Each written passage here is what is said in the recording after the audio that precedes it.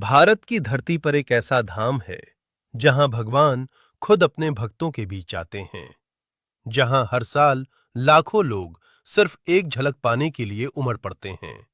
ये है जगन्नाथपुरी।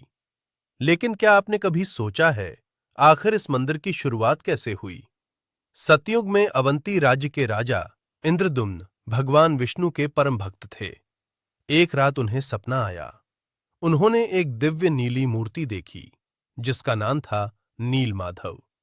राजा समझ गए कि यह कोई साधारण संकेत नहीं, बल्कि स्वयं भगवान का बुलावा है। राजा ने अपने सबसे बुद्धिमान ब्राह्मण विद्यापति को नीलमाधव की खोज में भेजा। कई दिनों की यात्रा के बाद विद्यापति एक आदिवासी गांव पहुंचे। वहां के मुखिया विश्ववसु गुप्त रूप से नीलमाधव की पूजा करते थे। विश्ववसु विद्यापति को नीलमाधव के दर्शन कराने तैयार हुए, लेकिन एक शर्त पर। उनकी आंखों पर पट्टी बांधी जाएगी। चतुर विद्यापति रास्ते में सरसों के बीज गिराते गए ताकि लौटकर रास्ता पहचान सकें।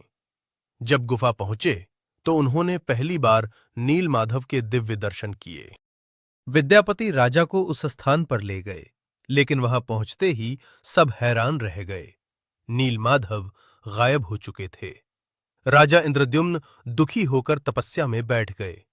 तभी आकाशवाणी हुई, समुद्र किनारे एक दिव्य लकड़ी तुम्हें मिलेगी, उसी से मेरा नया स्वरूप बनेगा।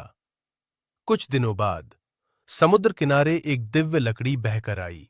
उसे दिव्य दारू ब्रह्म कहा गया, लेकिन कोई भी उस लकड़ी को हिला नहीं पा रहा था जब तक राजा ने भगवान का नाम लेकर प्रार्थना नहीं की।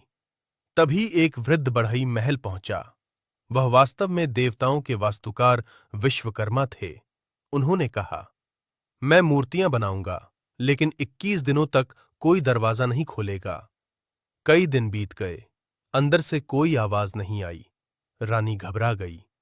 जैसे ही दरवाजा खोला गया, विश्वकर्मा गायब हो चुके थे और सामने थीं अधूरी मूर्तियां, बिना हाथों और पैरों के। राजा दुखी हो गए, लेकिन तभी आकाशवाणी हुई, यही मेरा दिव्य स्वरूप है।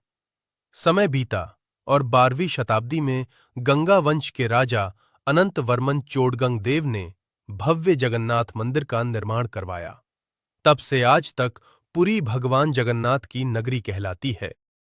हर साल भगवान जगन्नाथ अपने भक्तों से मिलने स्वयं रथ पर निकलते हैं। इसीलिए जगन्नाथपुरी सिर्फ एक मंदिर नहीं, बल्कि करोड़ों लोगों की आस्था है।